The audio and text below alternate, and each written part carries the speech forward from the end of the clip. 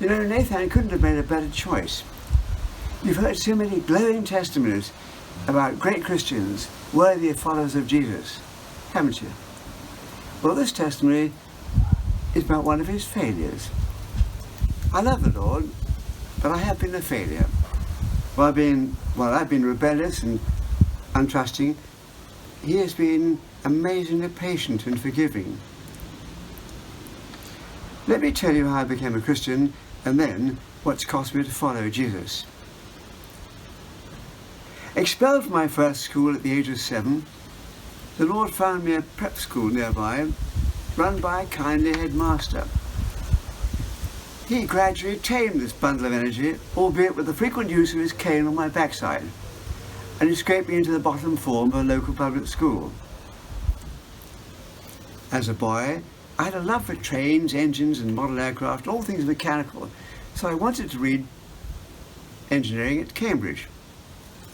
But oh dear, in the end I was too thick to pass Latin for my entrance exams. Instead, the Lord arranged me to be sent to an insignificant, emerging engineering college in the Midlands.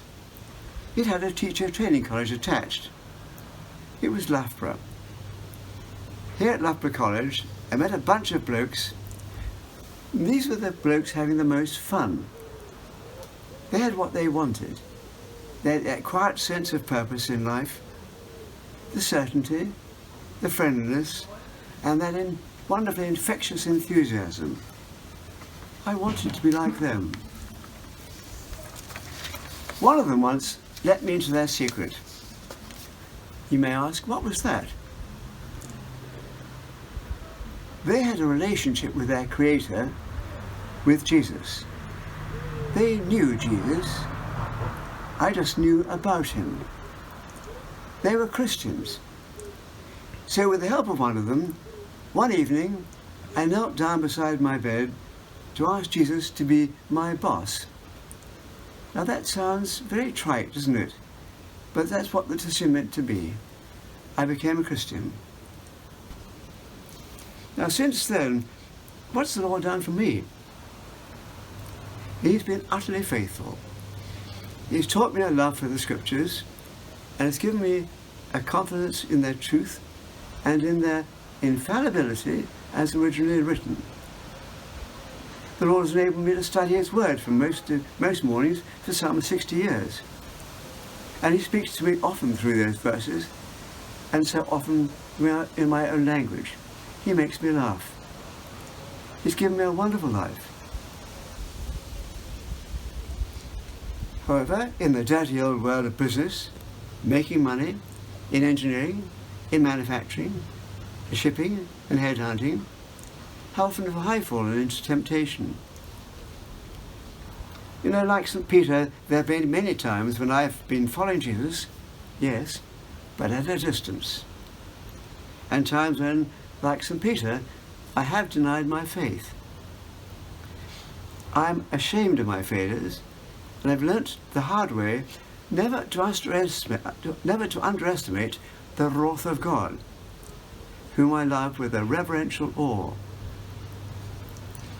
When we transgress, His discipline can be scary. 40 years ago, I was too big for my boots. He took me down a peg. He allowed me to go bankrupt. No income, no job, a huge debt I couldn't pay. Believe me, when the Lord chastens, He doesn't muck about. Now, what has been the cost to me of a life following Jesus? You know, when Nathan first asked me the question, I couldn't think of any costs. The benefits have so far outweighed those costs. But what were the costs as a student and a young graduate?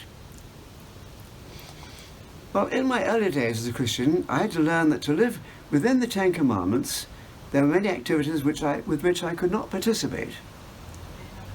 Activities those around me took for granted. I leave those unacceptable activities to your imagination, but avoiding them was at a social cost. Then, as a rugby player and hooker for Walsall Rugby Club, While enjoying a post-match beer with the boys, as a Christian, I needed to fade away before the party became boozy and bawdy. They believed that real men drink beer. Well, the cost was being marginally amputated from the team. And the cost of the family man. My passion has always been sailing. Having done well in the national championships, my boat was entered for the world championships. But the Lord put his foot down. He pointed out to me that if I did so, my service to him would suffer, as would my care for my young family and my responsibilities for running a business. So sadly, I sold my boat. That was the real cost. And the cost of as a businessman.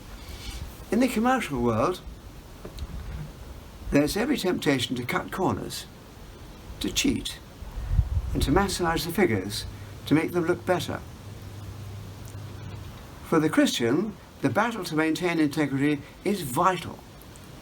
Integrity means telling the truth, telling it as it really is, being unpopular, being a lone voice in the boardroom, a lone voice, and even getting fired for it. Yes, I was fired. And now, the cost of the geriatric.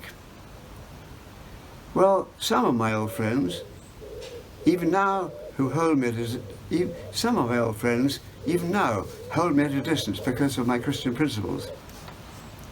Maybe this is because the Jesus I stand for makes them feel uncomfortable. But honestly, what have been these costs compared to the wonderful life He's given me? Health. A lovely wife, Loveday. A united family, some of whom are now fifth generation of Christians.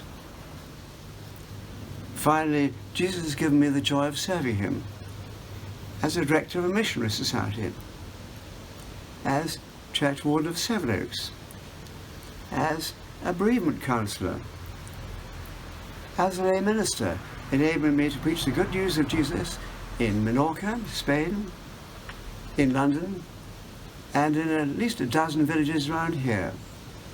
Yes, the Lord has given me this craggy-faced